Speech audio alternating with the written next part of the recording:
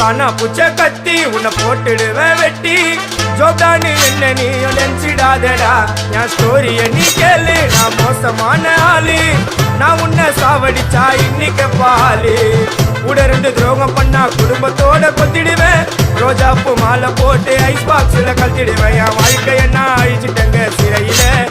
ஓங்கி 1 போட்ட 10க்கு தரையில என் வாழ்க்கைய நான் அழிச்சிட்டேங்க சிறையில